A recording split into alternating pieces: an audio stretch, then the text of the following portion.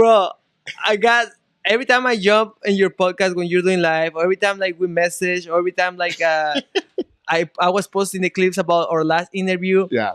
I was telling actually one of my clients today. I'm like, this guy is always crazy. Send me the little like The GIF. the gift Yeah. from Instagram or something like about some like WWE shit. Like, I would do this to you, and I'm like, oh my gosh, I can't wait to see this guy tonight. Bring it. I know how much he weighs right now, so I know if I get it right, this dude's getting power bombed very easily.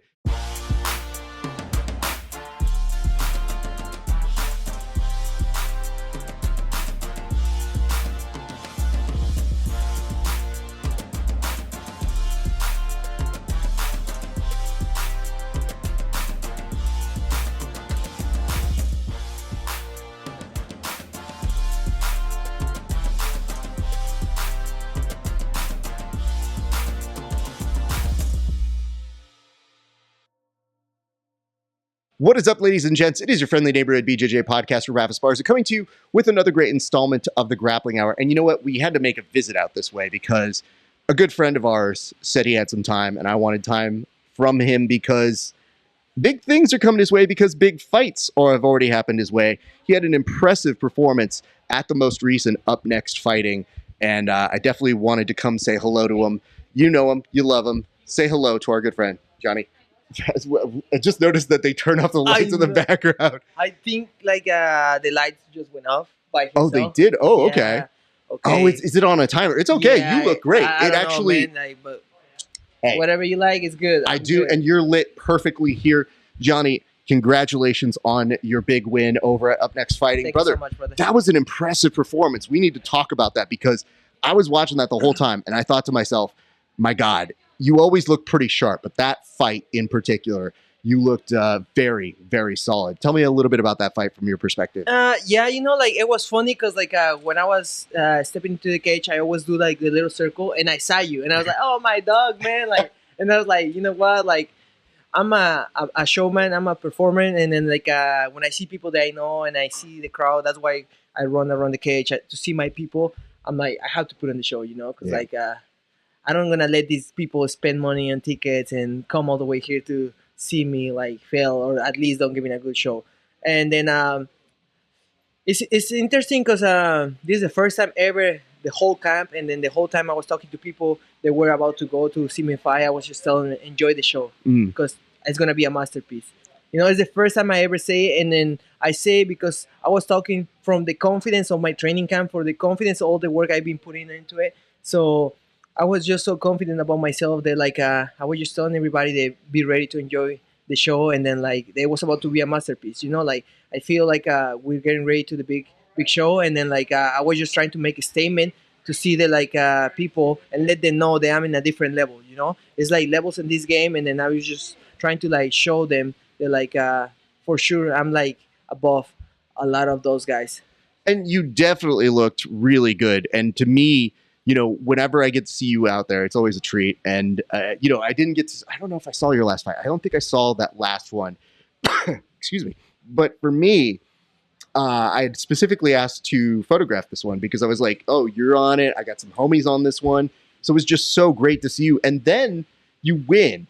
So talk to me about your finish, because for me, it was pretty one-sided in terms of you dominating it. And I think that's a good look, especially when you're trying to get certain people to look at him, not mentioning names, UFC. I'm just saying, when you get people who are looking at you, that's the kind of performance you want to give. So talk to me about that finish. Yeah, you know, like I said before, I know I'm trying to get to the UFC. I know the UFC know my name. I know they know about me. They've been in contact with me before to do like articles and then stuff like that. I got some interviews with the ESPN people and stuff like that before. And then for sure I knew they know about me and they see me fight before. And I know they see me like finishing fights before. So this time I was trying to just like make a good show and show them that I can do 5 rounds and I can do it all. You know, I'm not just like the striker that everybody talks about it. That I'm the Mexican guy that can box or that has like a good Muay Thai. I was trying to prove that like I have a good wrestling. I can take you down whenever I want. And then if I take you down, I'm going to try to finish it.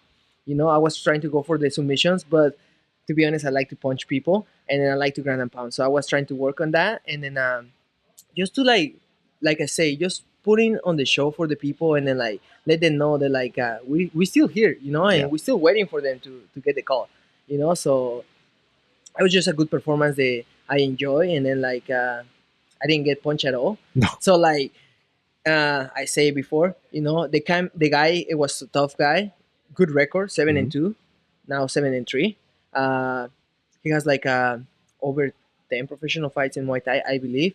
He has 2 bare knuckle fights, so it's a really like experiment guy, and then like good record, and I just make him look like we're in a different level, Yeah. you know. And then to me that proved that like we're ready for the next show, and I didn't get any punch in my face in 3 rounds because we fought 15 minutes. It's crazy, you know, 15 minutes and I didn't get one punch on my face. So I'm pretty happy with that. I mean, you look normal. This is why it's very funny whenever you start to organize these things. And I say, like, sometimes people have a medical clearance where they can't train or anything. So I always try to figure out, like, when's a good time to see you. I was like, you didn't get punched at all. I'm pretty sure I can come see you. I'm about to spar right now I was after about to this. So, like, I've been training since, like, the day after. Of course, like, I rolled my ankle somehow. Or I don't know what happened. But, you know, it's like my hands hurts from punching the guy, but because he has like a strong ass head. But other than that, you know, like it's nothing that like we really have to worry about it. Like, you know, like it's like the normal damage from a fight, you know. But it's Sure. a day in the office, so like it's nothing to like complain about it. Like, you know, as a fighter, you have to live, and then like you have to embrace the pain and the soreness and the tiredness every day. Yeah. You know, you have to learn how to live like tired and sore. I mean, for me, that's what I do. You know, I so mean, like what I think you're also alluding to is you're probably more tired here at the gym than you were in your fight. exactly. Oh man, I got so many times punched here during camp. Like that when I was there, I was good, and then at the same time, I was doing so much good my job here and the game planning. That when I went to the fight and I did all the game plan, it was funny because actually one of the kids we're gonna spar today. I say a kid because he is one of the up and comings we Yeah. have. He was, oh my god, Gianni! Like when I saw you taking down and you putting against the cage and you were like punching him, I was like, hell yeah, that's what exactly I was getting my ass beat up like the last 2 months. And I was like, okay, it was worth it. Let's go eat, you know. It is always funny You know, so whenever it's cool. Like even my teammates, they can recognize that like all we work during camp, we make it happen in the fight, and that's a really important to me because you know my teammates are like the ones that like people doesn't see it behind the scenes, but like they're the more important people for me because they like push me every single day, every single camp. They give me the perfect looks to get ready for the guy, and then like you know I push in, and then like they already know that 2 weeks out, 3 weeks out, I'm gonna try to kill them. So they Yeah. take the beating, and then like we embrace the victory together. that's very good. And I mean, a lot of people who have good training partners, they know at certain gyms, they may be people that you don't see, but they're the ones who probably give you those good looks, those good rounds, so that when you're in there, you know you have this confidence that you can get those takedowns, you can secure your wins. So they play a major role in that. I would ask you this, though. I know that you enjoy eating. I know that you enjoy getting to get some food. What does the celebration look for you this time, sir? Because The celebration always is the same, you know, because like we have always so many people going to see me fight. We have always like the people that is my family here in the U.S. and then you know after the fight we always end up like leaving so late because Mhm. after the fight we take some pictures with everybody. I like to always go and find everybody when specifically to see myself. I go to say thank you person by person, Mm. you know. So I take a lot of time, and then everybody knows that after that we're gonna go in and out, get some burgers, and then some milkshakes for me because I like to get some milkshakes. And then after that, if someone wants to party a little bit, get a little shot or drink, we go. But this time we didn't. I think everybody was so tired. Yeah. That like after the picture, saying thank you to everybody, and then like going in and out, like it was already too late, and then we already kind of like burned out. So like we just went to like rest everybody. So it was just burgers and milkshakes. I laugh because I saw you maybe 3 minutes after your fight, right back out there with championship belt in tow. I grab a quick photo of you, but you're right back out there for Albert's fight. So you didn't go very far. You were right back out there. Yeah, for yeah, that no. cage. I was walking out, like they take me to the doctor. Doctor literally is like, "Hey, what's going on?" I'm like, "Nothing is going on, brother." Like, I'm good. So like, you don't have to check me. And then after that, they told me, the promoter, hey Gianni, we have like a really good setup for professional pictures with Mhm. all your friends and family if you want to take.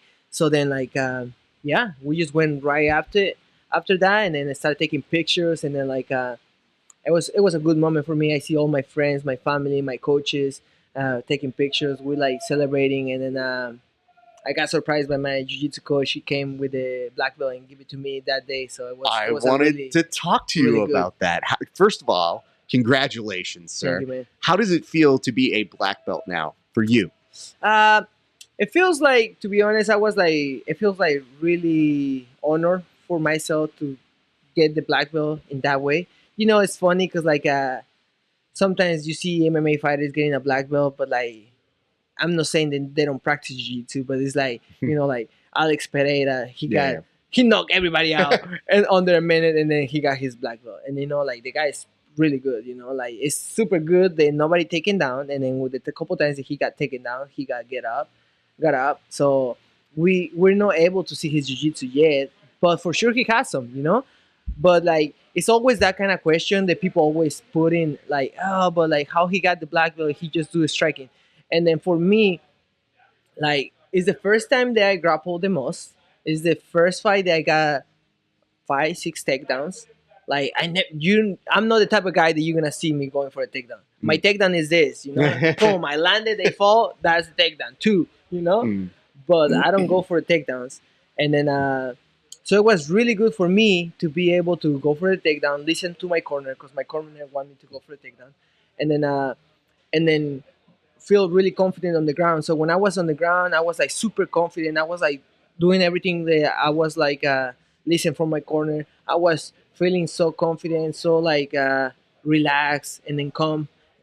I was really in control of the situation the whole time. That's how I felt it. Then when I got my black belt, I was like, you know what? Am I a black belt now? And I'm like, okay, I gotta believe it. So like, it was good. It was a really emotional for me because like, I come from a competition school, and it's like full of like world champion, like world champs, like Pan Am champs, European champs. So it's hard to like compare myself with them. But we're MMA champ, and then like, we're a black belt, so MMA black belt. And also, you have to trust the people who give it to you. So they see something in you. They probably were waiting for the right time because I rolled with you. You feel like a black belt. I'm sure they were kind of waiting for that right opportunity. That felt like the right opportunity to give it to you, I think. Yeah, like, exactly. I trust my coaches at the point that like, I never questioned before in my life, like, when I'm gonna get the next belt. Mhm. I never questioned in my life. It's funny. My whole journey has been like, in a lot of places.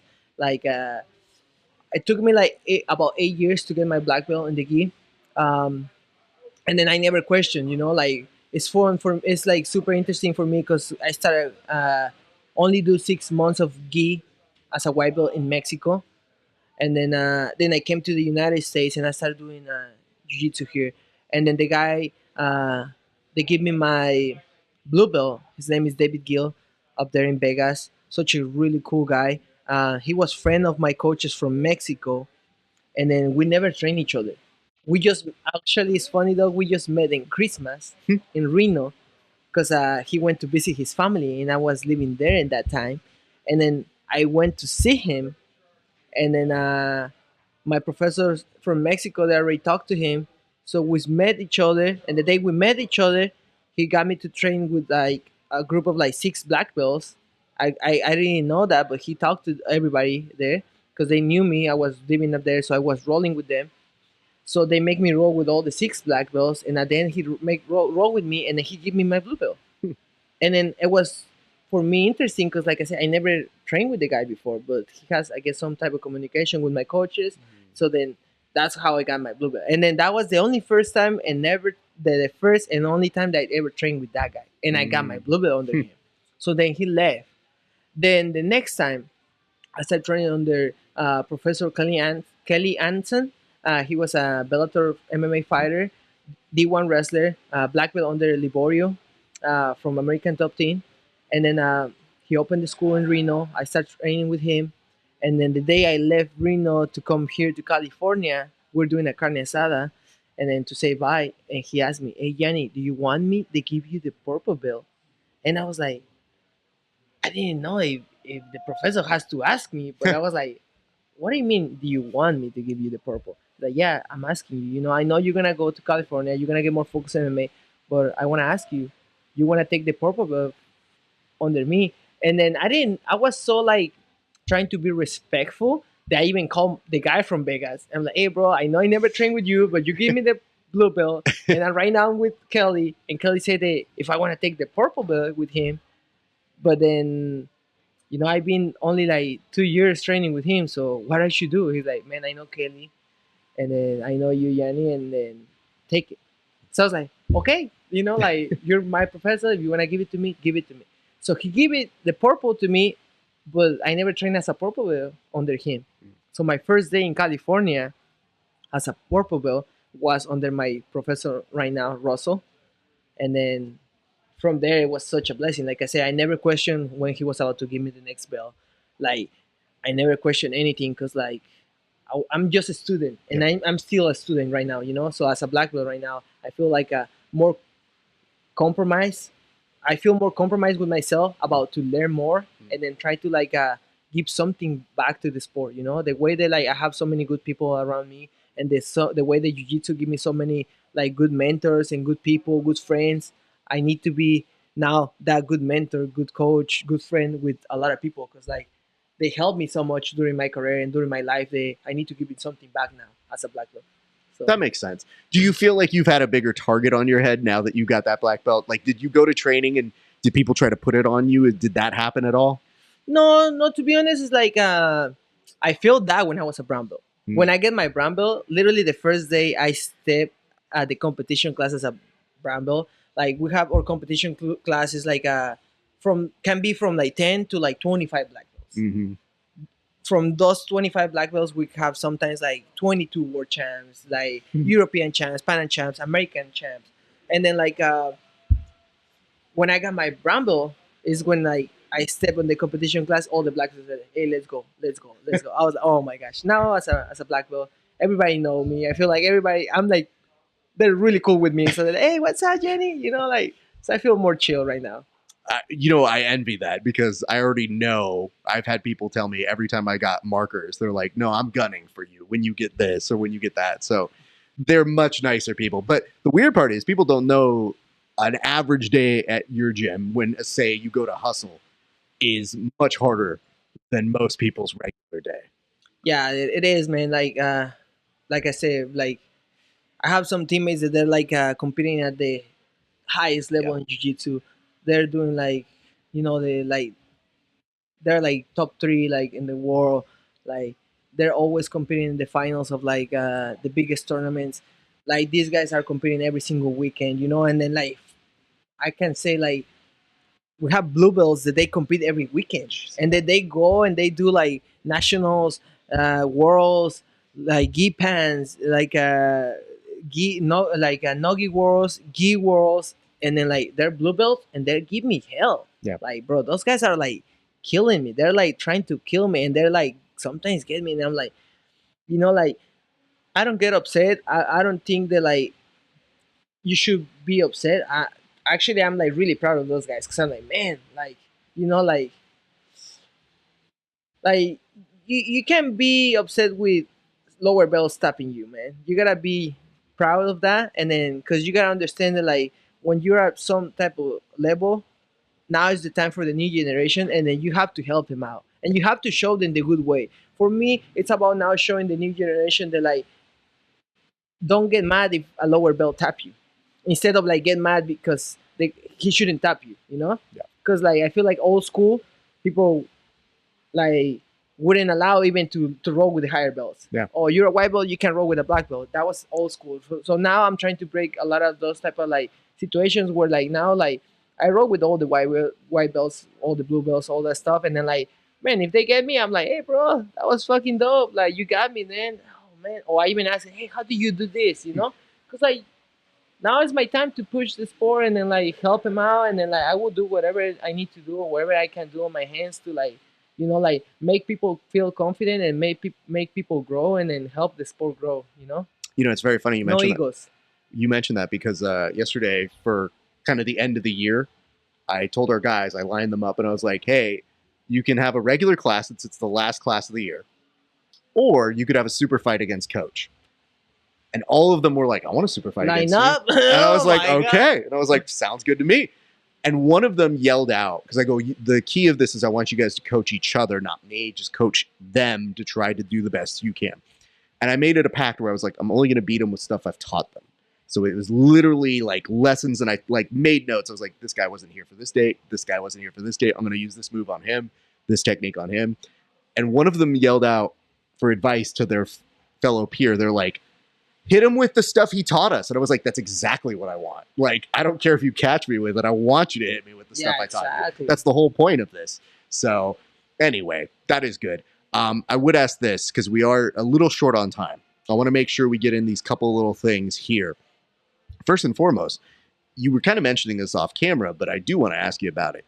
Do we see you competing? Like, when do you envision your first competition as a black belt? Because you were already ratting off January. January For sure. I was trying to compete this weekend, but my belly doesn't allow me because it's either go compete or go to a Christmas party that looks really, really, really delicious. Yeah. And then, man, I can't say no to a delicious Christmas party after like a few months of like couldn't wait, you know? Yeah. And then is the Christmas party with my sponsor represent, and then like, man, they always have my back. And then before the party, we're gonna go ride his racer in the mountains, and then it's so much fun. Then go do a jiu-jitsu tournament at the end of the year, you know? So like I have to put in the balance, and then like the party came victories in that one. But for sure, January I'm gonna look for a jiu-jitsu tournament, and I'm gonna try to get some jiu-jitsu tournaments. The goal every year. So for example, if this year I compete, I think like 4 times, the goal is always beat the numbers, you know. So next year I'm gonna try to compete 5, 6. But every year I'm trying to compete more and more because like I teach class, and then I like to, like you mentioned, go competition and try to show my students that whatever I teach, it works. No fake news. Yeah. You know, no fake news over here. And then if it doesn't work, then we call it fake news, and then we just like imagine that class never was taught by myself. You know. I would like to ask this because for me, you're obviously in a good place. We could see you at a number of different places come January, February, even for fight news, because obviously you get that competition. I know you've got sights on your mind. What does your 2025 look like to you if you got your way? Like, what do you envision happening? 2025, we're in the UFC, man. That's it. It's no other way. It's like I'm already saying it because I really believe it, and it's gonna happen. You know, like I say with my heart what I believe with my brain, and what I'm gonna fucking work with my balls. You know. So, 2025, I will be in the UFC, and then everybody's gonna know who I am. Everybody's gonna enjoy the show, and they're gonna like go there, and then they're gonna see me. You know, it's my time. Good for you, sir. I would love to give you a moment to go ahead and shout out your sponsor. So that is your camera right there, sir. Go ahead and feel free to shout out anybody who helped you, your team, your sponsors. That is all yours. You know, like I just want to say thank you to everybody who support me. You know, I have so many sponsors. Argos or Life CBD, Tacos Manuel, you know, like my friend Isabel from Reno. She has like a dance group. His dad with the Nevada car, Audi car. And then I have so many, you know, I always forget and I feel bad about it. I have Paulistic, which they do like trees for dogs. And then so many sponsors, and I feel bad, and I'm sorry guys to forget about some of you guys, but you guys all know that I love you. I love all my family, all my friends here, and then my team, you know, like I say, I go there and perform by myself, but this is the little, like, you know, like the little candle on the cake, and everybody like is been in my journey. That's the cake, you know. We're just a little candle up there, like where it's gonna like put the light, and then after the fight, boom, it burns out. That's it. And the cake, we're gonna continue working on that. Well, it's good to hear. So we got to race you back on over to go teach. I'm going to clean up here, but I would love to get some rounds in you with you when you're done over that way, sir. Are we making that happen tonight? Oh yeah, for sure. I think yeah, like It's all right. I just want on tape that They, he's trying to they don't duck get me. ready yet. They don't get ready. We're gonna have to do some circuit, and then for one of the guys is fighting soon. Amin, Okay. up and coming guy. Oh, Amin, he's great. I Yeah. love Amin. He's fighting. He's fighting this weekend. He's fighting this weekend for a title Oh, my fight. goodness. Fight night. He's up a beast, north. bro. Bro, he's one of the guys from our gym. They like in a couple years, he's gonna take over the pro Yeah, I scene. think you're right. So we're gonna run a circuit for him while they're doing the circuit. If I'm not involved at the circuit, then we can get some rolls. And then if not, I put my gloves on, fuck these guys up for the sparring session, and after that we get some. All right, rolls. fair enough. I was like, if Let's this dude's, get it. I was about to say, if this dude's 'Cause, ducking out. I want this on tape bro, right here. Bro, I got every time I jump in your podcast when you're doing live, or every time like we message, or every time like I was posting the clips about our last interview. Yeah.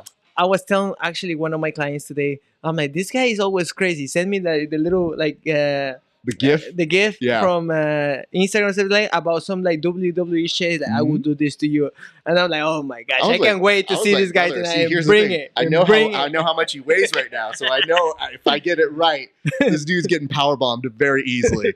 But I know he's put on a little bit of weight, but not that much. Anyway, sir, I cannot thank you enough. I got to tell you this before we sign off, which is excellent fight, but a consistency to all of your work. I really do feel like you are right. I feel like you are manifesting that UFC, and you got a lot of people who believe that you have put in the work for it. So I wish you all the best, and congratulations again on your black belt. No, well deserved. Thank you so much to you. Thank you so much to your people. You know, they always, you guys are, I always say it, like when we get invited to a podcast or when someone posts about us, like we're nothing without you guys, because that's the way the sport works right now. You know, like the more audience we have is because of you guys. So I'm just going to say thank you to everybody and whoever know me and then follow my career. Like you guys can follow me on Instagram as Gianni Vazquez MMA, Facebook, and then if you guys believe I'm ready for the next show, you know, give me a little like a post, like you know, This like dude's asking tag for it. He did the Dana right thing. White, like Mick Maynard, whoever needs to. Like, I'm saying, if you guys go look to my stuff and you guys believe I have the potential, that will be a good Christmas for me from you guys. And then thank you so much for this time, and thank you so much for everybody to take your time and then listen to our crazy shit. Yeah, of course. All right, brother. Get on out there. Thank you so much, Much my love, brother. bro. I I'll see appreciate you there in it, a second. Let's get it. And thanks you guys for tuning in. We appreciate you guys. We'll see you back very soon. Let's go.